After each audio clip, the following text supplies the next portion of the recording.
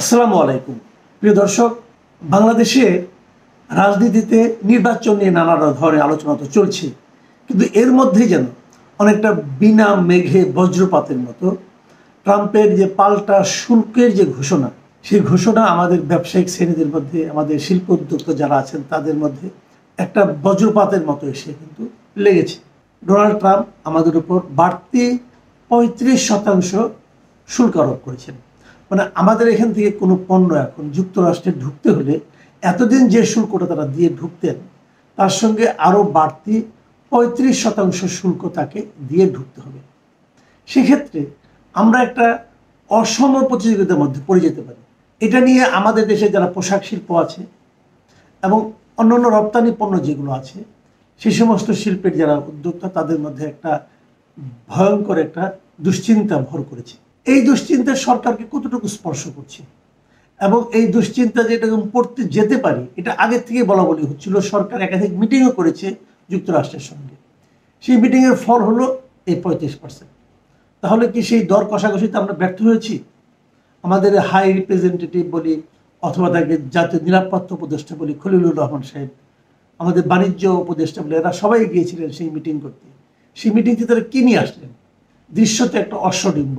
এই পরিস্থিতিতে আসলে বাংলাদেশ কোন দিকে যাচ্ছে, বাংলাদেশের সামনে কি অবস্থান করছে, এগুলো নিয়ে আলোচনার জন্য আজ আমাদের সঙ্গে উপস্থিত আছেন সিনিয়র সাংবাদিক জনাব মাহবুব কামাল। জনাব মাহবুব কামাল ভাই, আপনাকে আমাদের অনুষ্ঠানে স্বাগত জানাচ্ছি।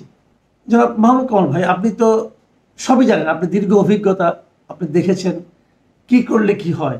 তো এখন যা কিছু ট্রাম্প করছেন অথবা আমরা যা কিছু পাচ্ছি আমেরিকাতে, আমাদের ভবিষ্যৎ আসলে কি দেখছেন আপনি? প্রথম কথা হচ্ছে, আপনি কি একটা জিনিস খেয়াল করছেন কিনা যে আমেরিকার সাথে বাংলাদেশের যে ফরেন পলিসি, মানে আমেরিকার যে ফরেন পলিসি, সেখানে একটু চেঞ্জ দেখা যাচ্ছে। এবং এই চেঞ্জটা আপনি কি খেয়াল করেছেন জানি না, ইলন মাস্কের সাথে ট্রাম্পের যখন বৈরিতা শুরু হলো, এই ঠিক পরপর থেকে আমরা কয়েকটা ঘটনা দেখলাম। এবং এই ঘটনাগুলো এক্স্যাক্টলি তো বলা যাবে না, তবে সিগনিফিক্যান্ট। যেমন ধরেন, আমেরিকার ফরেন সেক্রেটারি কয়েকদিন আগে আপনার মার্কো রুবিও, উনি আমাদের চিফ অ্যাডভাইজারকে ফোন করেছেন। এটা কিন্তু ইলন মাস্কের সাথে সম্পর্ক খারাপ হওয়ার পরে। এখন এই দুজনের মধ্যে কি হয়েছে, কি আলাপ হয়েছে, সেটা তো আমরা বলতে পারবো না। তো শফিকুল আলম বলছেন, প্রেস সেক্রেটারি, উনি বলছেন যে না, খুব সৌহার্দ্যপূর্ণ আলাপ হয়েছে ইত্যাদি। কিন্তু তার কথার উপর তো ডিপেন্ড করা যায় না। মানে বাজারে একটা কথা চালু হয়ে গেছে যে শফিকুল আলম যা বলবে ঠিক তার উল্টাটা ধরবে, এটা একটা চালু হয়ে গেছে। তো কি আলাপ হয়েছে আমরা ঠিক জানি না। এরপরে দেখেন, আপনার সাউথ এশিয়ার যে থিঙ্ক ট্যাঙ্ক মাইকেল ট্রুগলম্যান, উনি একটা ইন্টারভিউ দিচ্ছেন। সেখানে উনি বলতেছেন যে বাংলাদেশের সাথে আমেরিকার এখন শুধুমাত্র বাণিজ্যিক সম্পর্ক হবে, হ্যাঁ, এটা ব্যবসায়িক সম্পর্ক হবে, কিন্তু মানে বাইডেন প্রশাসন যেভাবে এখানে গণতন্ত্রায়নের যে প্রক্রিয়া, সেখানে যেভাবে অংশ নিয়েছিল, আমরা এই বর্তমান সরকার সেভাবে নেবে না। এটা কিন্তু বার্তা ক্লিয়ার। এরপর পরে আমরা দেখলাম আমাদের পণ্যের উপরে 35% ট্যারিফ আরোপ করা হলো। আপনি লিঙ্ক করতে পারেন, এই তিনটা একসাথে লিঙ্ক করতে পারেন। এখন কথাটা হচ্ছে যে আমরা তো অনেক কিছু শুনছিলাম যে আমাদের চিফ অ্যাডভাইজারের চিঠির কারণেই ট্রাম্প 3 মাসের জন্য ট্যারিফ স্থগিত করেছে। আমরা অনেক কিছু শুনেছিলাম। এখন দেখতেছি যে আমাদের উপরে 35% ট্যারিফ বসানো হলো, এবং আগেরগুলি যদি ধরা হয় তাহলে ইট উইল বি মোর দেন 50%, তাই না? তার মানে কি, আমাদের বিশেষ করে গার্মেন্টস ইন্ডাস্ট্রির কি অবস্থা হবে আপনি বুঝতে পারেন। দেখেন, ভিয়েতনামের সাথে আমেরিকার একটা খুব বৈরী সম্পর্ক ছিল, আপনি জানেন, 60s এবং আর্লি 70s পর্যন্ত। সেই ভিয়েতনামের উপরে যে ট্যারিফ, সেটা অনলি 20%। হ্যাঁ, তাইলে এখন কি দাঁড়াচ্ছে হলো যে আমাদের যেহেতু এত বেশি ট্যারিফ, সেহেতু আমাদের এখানকার যে অর্ডারগুলো সেগুলো ন্যাচারালি ভিয়েতনামের দিকে, আমাদের মেইন কম্পিটেন্ট কিন্তু ভিয়েতনাম, ভিয়েতনামের দিকে চলে যেতে থাকবে। এবং যদি তাই হয় তাহলে আমাদের এখানকার যে গার্মেন্টস ব্যবসায়ীরা তারা কি করবে? এই কি বলে যে তারা আদৌ এই ব্যবসা করবে কিনা, হ্যাঁ সেটা না করে কি করবে, এত বড় কি করবে না, সেটাই এখন কি হবে সেটা দেখার ব্যাপার। যাই হোক, আমরা একটা আশার বাণী শুনলাম, সেটা হচ্ছে শফিকুল আলম সাহেবের একটা কথা শুনলাম আমি কালকে। উনি বলছেন যে এইটা আলাপ আলোচনার মাধ্যমে এইটা অবশ্যই এটাকে একটা রিজনেবল জায়গায় নিয়ে আসা হবে এবং একটা উইন উইন সিচুয়েশনে আমরা যেতে চাই, মানে আমেরিকার সাথে বাংলাদেশের। আমি একটু থামাই, এই আলাপ আলোচনা করার জন্যই তো একটা বড় টিম ওখানে অনেকদিন ধরে আছে এবং তারা সেখানে একাধিক আমি শুনলাম প্রায় 20টার মতো মিটিং বৈঠক করেছেন। যে কাজ 20 বৈঠকে হয় নাই, এই কাজ এখন আর কয় বৈঠকে হয়? সেটাই আপনার সাথে আমি একমত যে আমার মনে হয় না যে ট্রাম্প কোনো আলাপ আলোচনার মানে প্রভাবিত হবে, কারণ উনি যদি একবার ডিসাইড করেন যে না আমি এটা করব, তাহলে উনি কিন্তু এটা করে ছাড়েন। হ্যাঁ, এখন বাংলাদেশের সাথে তার অ্যাটিটিউড কতটা পরিবর্তন হয়েছে এবং ইউনূস সাহেবের সাথে ইলন মাস্কের যে মাখামাখি এবং স্টারলিংকের সঙ্গে একটা চুক্তিও হয়েছে ইত্যাদি, এইসব জিনিস ট্রাম্প আপনার স্বাভাবিকভাবে নেবে না। এবং এইটার সাইড এফেক্ট হিসাবে ট্রাম্প ডক্টর ইউনূসের উপরে একটু খেপে যাবেন, এটা ধরে নেওয়া যায়। এবং এই যে এই জিনিসগুলো হচ্ছে, ফরেন সেক্রেটারির ফোন, তারপরে আপনার এই যে সাউথ এশিয়ার যে দায়িত্বে আছে যে থিঙ্ক ট্যাঙ্ক, তার আপনার যে ইন্টারভিউ এবং এই যে ট্যারিফ, এগুলি যদি একসাথে মেলাই তাহলে এইটা খুব। তাহলে আপনি কি তাহলে বলতে চাচ্ছেন যে আমাদের প্রধান উপদেষ্টা যে ইলন মাস্কের সঙ্গে ফোন করে স্টারলিংকের সঙ্গে আমাদের একটা বাণিজ্যিক চুক্তি করলেন, এটাতে নিয়ে তখন তার প্রশাসন নানাভাবে যে বাহবা নেওয়ার চেষ্টা করলো, এটা আমাদের জন্য হিতে বিপরীত হয়ে গিয়েছে? হয়তো হয়ে গেছে। না শুনেন, আমাদের এখানে তো বাহবা নেওয়ার একটা বিরাট টেন্ডেন্সি আছে, বিশেষ করে আমাদের প্রেস সেক্রেটারি প্রত্যেকটা বিষয় উনি এক্সাজারেট করেন। উনি কি বলে যে বাস্তবের ঊর্ধ্বে উঠে এমন কিছু বলেন যে এটা সরকারের সাফল্য দেখানো হয়। এটা তো আমরা দেখে আসতেছি, সবসময় দেখে আসতেছি যে কোনো ফরেন ট্রিপ, আমাদের চিফ অ্যাডভাইজার যে কোনো ফরেন ট্রিপকে উনি এমনভাবে গ্লোরিফাই করেন যে মনে হয় না জানি আমরা কি বিজয় করে ফেললাম, মানে পৃথিবী বিজয় হয়ে গেছে আর কি।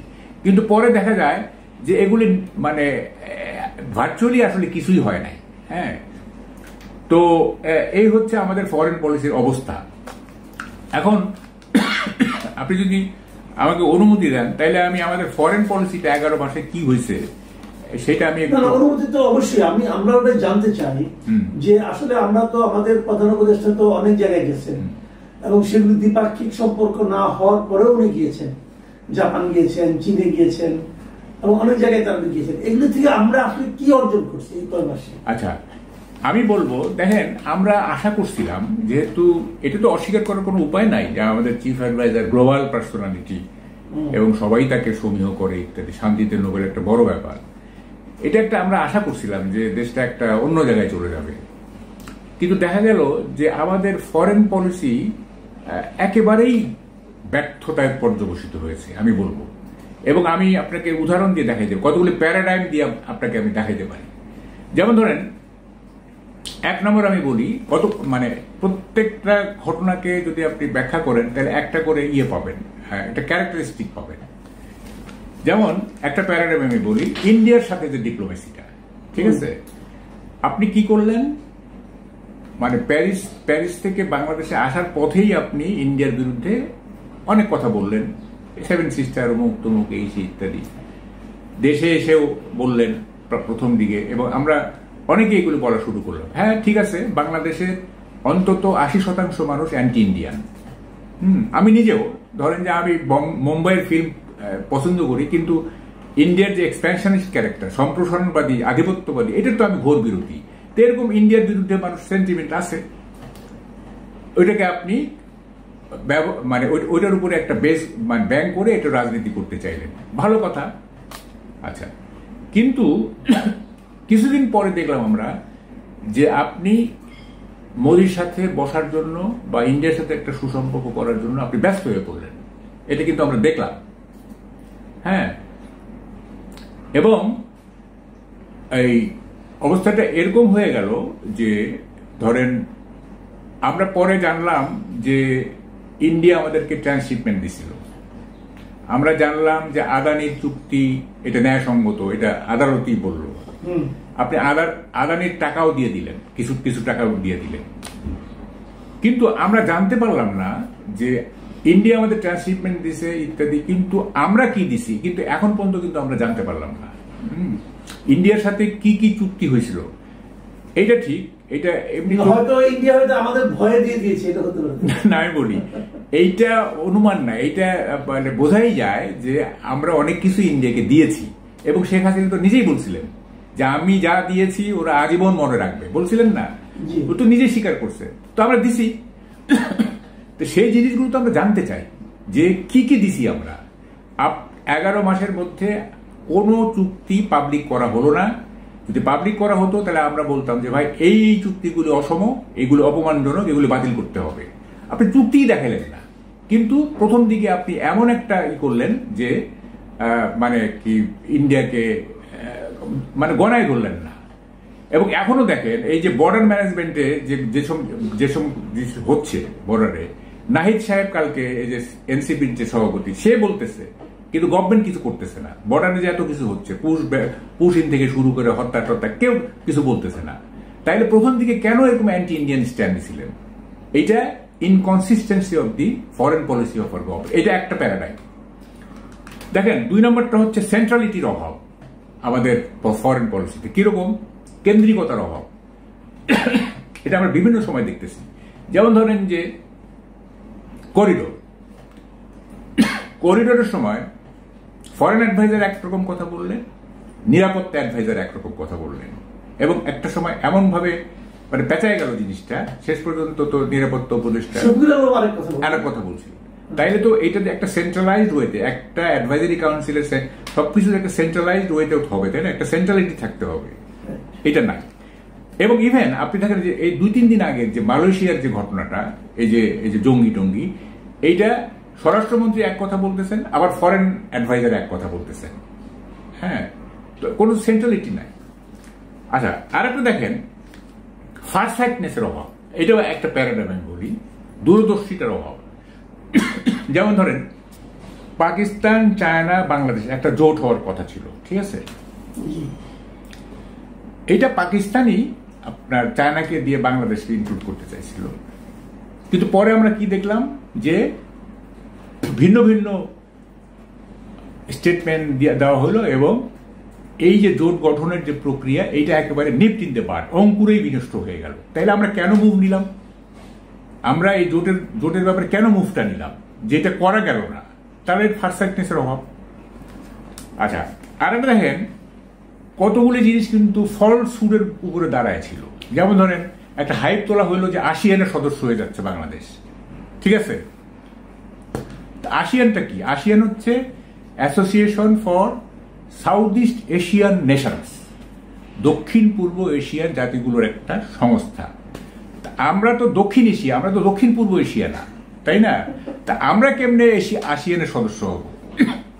মালয়েশিয়ার মাহাথির মাহমুদ তো বলে দিচ্ছে আর কি, এটা ভৌগোলিক কারণে তো হইতে পারে না, তাই না? কিন্তু একটা হাইপ তোলা হলো যেহেতু ইউনুস সাহেব আছেন ইত্যাদি, মানে কি বলবেন? আচ্ছা, আরেকটা আছে, ওই এই প্যারাডাইমটার বৈশিষ্ট্য হচ্ছে কন্ট্রাডিকশন। হ্যাঁ, আমি কিন্তু এইগুলো আবার করছি, সাবহেড করছি আর কি। কন্ট্রাডিকশনটা কিরকম? গাজায় যখন আপনার ইসরায়েলি বোমা বর্ষণ হচ্ছিল, তখন এই সরকারের একজন প্রথম দিককার যে অ্যাডভাইজার, মানে টপ অর্ডার ব্যাটসম্যান, নামটা বলি না, ধরে নিতে পারবেন, উনি ইসরায়েলি পণ্য বর্জনকে এনকারেজ করার জন্য উনি একটা ভিডিও আপলোড করছিলেন, যাতে এই ভিডিও দেখে সবাই ইসরায়েলি পণ্য বর্জন করে।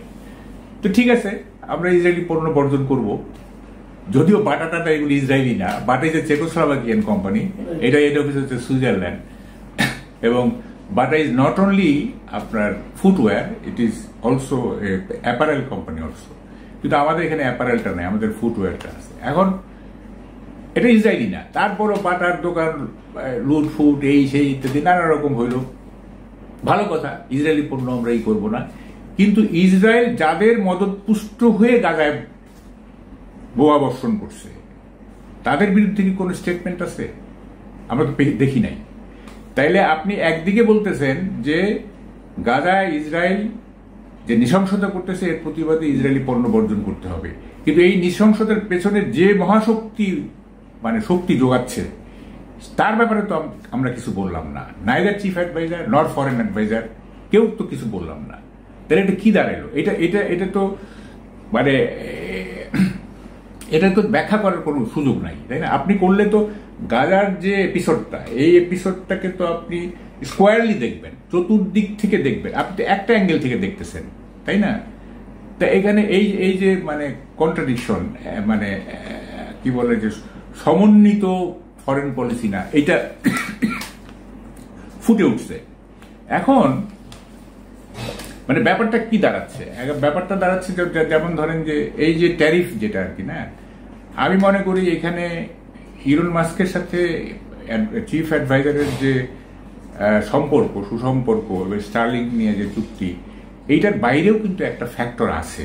সেটা হচ্ছে আপনার চীনের সাথে ঘেঁষাঘেঁষি। হ্যাঁ, আমাদের যে চীনের সাথে ঘেঁষাঘেঁষি, আপনার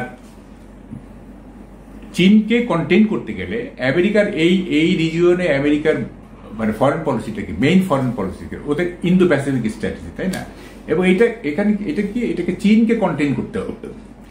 এখন চীনকে কন্টেইন করতে গেলে তো আপনাকে বাংলাদেশ লাগবে। হ্যাঁ, বাংলাদেশ লাগবে।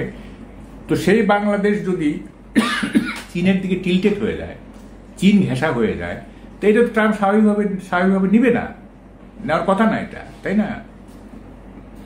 তো এবং আপনি তো মানে ডিসাইডও করতেছেন না যে আপনি কোন জোটে থাকবেন, মানে কোন দিকে যাবেন। দেখেন, বর্তমান যুগে কিন্তু friendship to all, enmity two নান, এই ফরেন পলিসি চলবে না। এটা 50 বছর আগে চলতো, আমাদের 72 কনস্টিটিউশন ওইটাই আছে, এখন এগুলো চলে না। পৃথিবী এমন এক জটিল জায়গায় চলে গেছে, আপনাকে যে কোনো একটা জায়গায় যেতে হবে। যেমন উদাহরণ দিয়ে বলি, অনেক আগের ঘটনা, যেমন আপনি একদিকে নেটোতেও থাকবেন, একদিকে হোয়াটসঅ্যাপে থাকবেন, এটা হবে না, এটা হয় না, তাই না? আপনাকে ইউ হ্যাভ টু চুজ। হ্যাঁ, তো এখন আপনি কি বলে যে চায়নার দিকেও আপনি টিল্টেড, আবার আমেরিকার সাথে সুসম্পর্ক করার জন্য ইলন মাস্কের মাধ্যমে চেষ্টা করছেন, বা এখনো হয়তো অন্যভাবে চেষ্টা আছে, আমরা তো সব জানি না। তো এইটা তো হয় না। আপনাকে চায়নার বেল্ট অ্যান্ড রোডের ইনিশিয়েটিভে থাকবেন না আমেরিকার ইন্দো প্যাসিফিক স্ট্র্যাটেজি থাকবেন, আপনাকে ইউ হ্যাভ টু ডিসাইড। হ্যাঁ, যে চায়নাতে গিয়ে বলবেন you are the guardian of the sea and China may consider the region as an extension, আবার আমেরিকার সাথেও সুসম্পর্ক করতে যাবে, এটা তো হবে না। এবং ওই কথাটা বলে কি লাভ হলো? আমাদের ট্রান্সশিপমেন্টটা বন্ধ হয়ে গেল। ওইটার কথার পরই কিন্তু আমাদের ট্রান্সশিপমেন্ট বন্ধ। আচ্ছা, এখানে আমরা অনুষ্ঠানের একদম শেষ পর্যায়ে চলে এসেছি। আমি এখানে আপনাকে আরেকটা কথা বলতে যাচ্ছি, সেটা হলো যে অনেকে বলে থাকেন যে সমস্ত দেশের সঙ্গে সম্পর্ক কোনটার সঙ্গে থাকবে, কোনটার সঙ্গে থাকবে না, এগুলো একটা দিকে যেভাবে আপনি বলছেন সবার সঙ্গে সম্পর্ক রাখতে যে আমরা হয়তো সবাইকে হারাচ্ছি, এটা যেমন একটা কথা হতে পারে, তেমনি আরেকটা প্রসঙ্গ কিন্তু আসছে, সেটা হলো যে এই সরকার তো সেরকম কোনো লেজিটিমেট গভর্নমেন্টই না, একটা অস্থায়ী সরকার যা নাকি একটা রেগুলার গভর্নমেন্টের কাছে ক্ষমতা হস্তান্তর করবে। তো একটা পলিটিক্যাল রেগুলার গভর্নমেন্ট আসার আগ পর্যন্ত কোনো দেশে আসলে এই সরকারের সঙ্গে দীর্ঘমেয়াদী সম্পর্কেও যেতে চাচ্ছে না। এটাও কি তাহলে আমাদের বর্তমানে দুরবস্থার একটা কারণ? হ্যাঁ, অন্যতম কারণ। ধরেন আমি একটা ছোট্ট উদাহরণ দিই, মানে চিফ অ্যাডভাইজার যদি একটা ইলেকটেড গভর্নমেন্টের চিফ হইতেন, মানে প্রাইম মিনিস্টার হইতেন, তাইলে কি স্টারমার তার সাথে দেখা করতেন না? অবশ্যই দেখা করতেন, ঠিক আছে। হ্যাঁ, স্টারমারের একটা নিজস্ব একটা রিজার্ভেশন ছিল যে টিউলিপের বিরুদ্ধে যেভাবে সরকার লাগছে, তার একটা সিটিং মিনিস্টার, হ্যাঁ, এইটা একটা হয়তো তার মধ্যে একটা ক্ষোভ ছিল।